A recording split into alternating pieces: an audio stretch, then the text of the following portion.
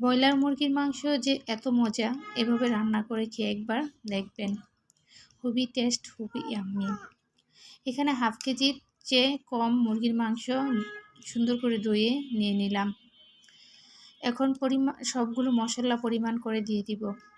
লবণ 1 চা চামচ, হলুদের গুঁড়া 1 চা চামচ, মরিচের গুঁড়া 1 চা চামচ, হাফ চামচ জিরা গুঁড়া 1 চা চামচ, রসুন বাটা 1 চা চামচ, আদা বাটা, কিছু পেঁয়াজ কুচি, 4টা কাঁচামরিচ, রান্নার তেল। সবগুলো উপকরণ দিয়ে এখন আমরা হাত দিয়ে সবগুলো মশলা সুন্দর করে চটকিয়ে মাংসের গায়ে গায়ে মেখে নিব। যখন চটকানো হয়ে যাবে তখন আমাদেরকে আমরা পেঁয়াজের বাগারের জন্য আমরা কিছু ইনগ্রিডিয়েন্টস নিয়ে নিলাম। সবগুলো আমরা একসাথে দিয়ে পেস্টটাকে হালকা বাদামি কালার ভেজে নেব। যখন বাদামি কালার ভাজা হয়ে যাবে তখন আমরা মাংসগুলো দিয়ে দিব। দিয়ে আমরা এখানে কোনো প্রকার পানি অ্যাড করব না।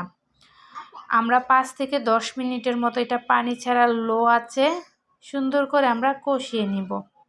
যখন আমাদের সুন্দর করে কষানো হয়ে যাবে, এই যে দেখুন কত সুন্দর আমাদের কষানোটা হয়ে গেছে। যখন কষানোটা হয়ে যাবে তখন আমাদের পরিমাণ মতো পানি দিয়ে 10 থেকে 15 মিনিটের জন্য আমরা এখন রান্না করব। 10 থেকে 15 মিনিট পর ফিরে আসলাম। দেখুন কত দুর্দান্ত একটা রান্না হয়ে গেল। দেখতে খুবই সুন্দর লাগছে।